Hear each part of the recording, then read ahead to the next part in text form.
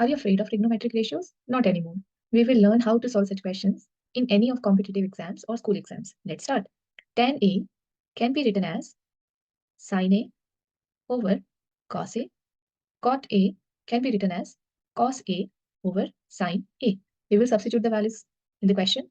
Cos A divided by 1 plus sine A over cos A minus sine A over 1 plus cos A over sine A. Now we have to take LCM here and here. Cos A over 1 into cos A. Cos A will be the LCM plus sine A minus sine A over sine A will be the LCM. 1 into sine A plus cos A. Now cos A and cos A we will multiply. Sine A and sine A we will multiply. So what we will get? We'll get here cos square A minus sine square A divided by cos A plus sine A plus cos A.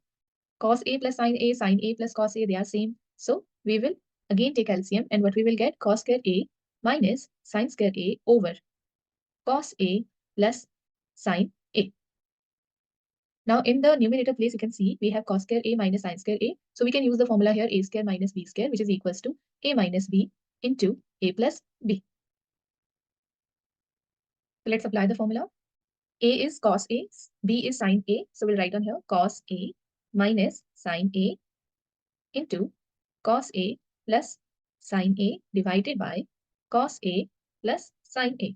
We will cancel it. And the answer is cos A minus sine A. So that's how we can find the solution for such questions. If you haven't subscribed my channel and share with your friends. Thanks for watching.